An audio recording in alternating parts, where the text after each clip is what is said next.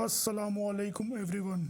Amazon के घने जंगल के बीच एक ऐसा राज छुपा है जो एक सदी से ज़्यादा वक्त से एक्सप्लोरर्स, हिस्टोरियंस और एडवेंचरर्स को परेशान करता रहा है। एक ब्रिटिश एक्सप्लोरर पर्सी फॉसेट 1925 में बिना किसी निशान के गायब हो जाता है, एक ख्वाब के पीछे जिसको उसने जी का खोया हुआ शहर कहा। आखिर उसके साथ क्या हुआ? क्या जंगल ने उसे निगल लिया, या कबायली लोगों ने उसे ख़त्म कर दिया, या फिर उसने सच में अपना खूबसूरत शहर ढूंढ लिया था? हम पर्सी फॉसेट और जेड के गुमशुदा शहर की इस राज में उतरने जा रहे हैं। ये कहानी बहुत दिलचस्प होने वाली है। आइए सॉल्व करते हैं। तो पहले ये जानते हैं कि पर्सी फॉसेट कौन था। 1867 में इंग्लैंड के डेवन में पैदा हुआ फॉसेट कोई मामूली शख्स नहीं था। वो एक सिपाही था, एक सर्वेयर और एक ऐसा एक्सप्लोरर जिसका दिल अनजाने के लिए धड़कता था। 20वीं सदी के शुरू में उसने साउथ अमेरिका के अनचार्टेड हिस्सों का मैप करने का काम किया, रॉयल ज्योग्राफिकल सोसाइटी के लिए। अमेज़न वो उसका मैदानी खेल था। लेकिन फॉसेट सिर्फ नक्शा बनाने के लिए नहीं आया था, उसे किसी बड़ी चीज़ की जुनून थी। वो जुनून था जी का गुमशुदा शहर। फॉसेट का मानना था कि अमेज़न के जंगल में एक पुरानी खूबसूरत सिविलाइजेशन छुपी है, जहाँ बड़े बड़े पत्थर के ढांचे, तरक्की याफ्ता कल्चर और बेहिसाब दौलत है। ये ख्याल उसने हवा में नहीं बनाया था, इसके पीछे बड़े सालों की रिसर्च थी, कबायली लोगों से सुनी कहानियाँ और एक मिस्टीरियस दस्तावेज़ मैन्युस्क्रिप्ट 512, जिसमें 18वीं सदी के पोर्टुगीज़ एक्सप्लोरर्स ने एक गुमशुदा शहर का जिक्र किया था। फॉसेट के लिए जी कोई अफसाना नहीं, हकीकत था, और वो इसे ढूंढने वाला था। अब 1900 के शुरुआत में अमेज़न कोई पिकनिक स्पॉट नहीं था। वहाँ पिरानास थे, जैगुआर्स यानी तेंदुओं का राज था, और जहरीले सांप तो लगभग हर पेड़ की डाल पे मौजूद थे, और मलेरिया जैसी बीमारियां जो दिनों में इंसान को ख़त्म कर दे। और कबायली लोग कुछ तो बाहर वालों से बिल्कुल भी खुश नहीं थे। फॉसेट ने 1906 से लेकर 1924 तक 7 सफ़र किए और एक ऐसा शख्स बन गया जो कुछ भी सह सकता था। उसकी ये खासियत थी कि वो कबायली लोगों से दोस्ती कर लेता था, जिसने कई बार उसकी जान बचाई। तो ये जी का गुमशुदा शहर क्या था? फॉसेट के ख्याल में ये एक पुरानी शानदार सिविलाइजेशन का बाकी था, शायद माचू पिचू जैसा या उससे भी बेहतर। उसने अपने जर्नल्स में लिखा कि वहाँ बड़े ढांचे थे जो जंगल के सदियों पुराने पेड़ों में छुपे थे। लोग उसे पागल कहते थे।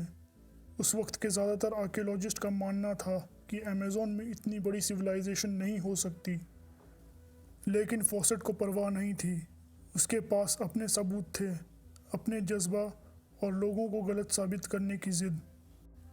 1925 में 57 साल की उम्र में फॉसेट ने अपने आखिरी सफ़र का शुरुआत किया।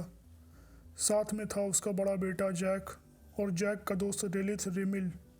प्लान सीधा था, ब्राज़ील के मैटो ग्रोसो के अनजाने इलाके में जाना, जेड ढूंढना और वापस आकर दास्तान बन जाना।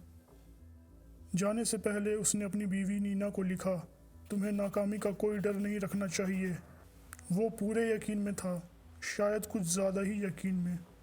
अप्रैल 1925 में वो निकला और थोड़ी देर तक सब ठीक लगा। फॉसेट ने कुछ अपडेट्स भेजे। आखिरी अपडेट 29 मई 1925 को डेड हॉर्स कैंप से आया। उसने लिखा कि वो एक अनजाने इलाके में दाखिल होने वाले थे, अपर जिंगू नदी पार करके। उसके आखिरी अल्फाज, हम उम्मीद करते हैं कि कुछ दिनों में इस इलाके से गुजर जाएंगे। जब मौका मिला फिर लिखूंगा, बस यहीं तक। उसके बाद खामोशी। पर्सी, जैक और रेलिथ जंगल में गायब हो गए और आज तक किसी ने उन्हें नहीं देखा। तो क्या हुआ? ये वो सवाल है जो सबके दिमाग में है। नज़रिए तुरंत शुरू हो गए।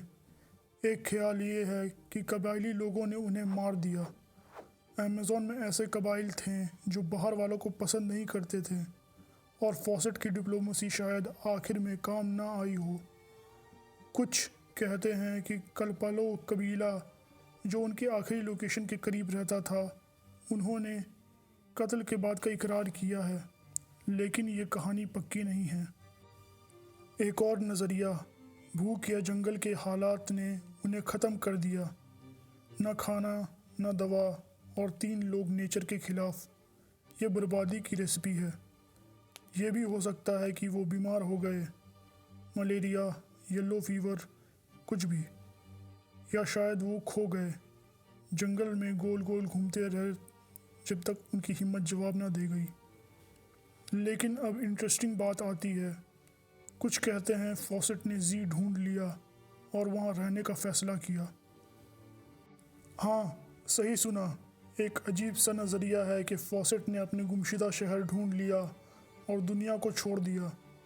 कुछ कहते हैं जैक के बेटे ब्रायन को खत मिला जिसमें हिंट था कि उसके दादा और बाप जिंदा थे वहाँ। ये थोड़ा फिल्मी है, लेकिन ये सोच ही इस राज को ज़िंदा रखती है।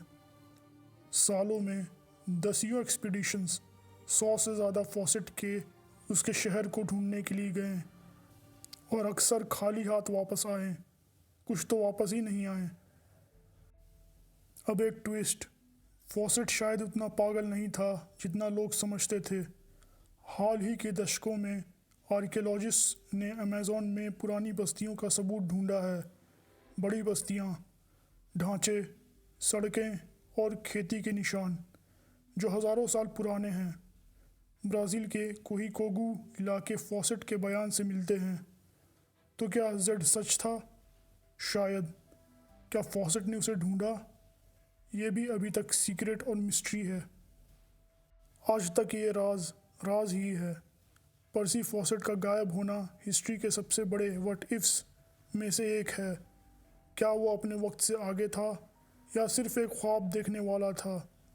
हम शायद कभी ना जान पाएं, लेकिन उसकी कहानी, उसकी हिम्मत, उसका जुनून हमें सोचने पर मजबूर करती है। आपका क्या ख्याल है? उसके साथ क्या हुआ? नीचे कमेंट्स में बताएं। और अगर ये मिस्टीरियस सफ़र पसंद आया तो लाइक करें और सब्सक्राइब करें।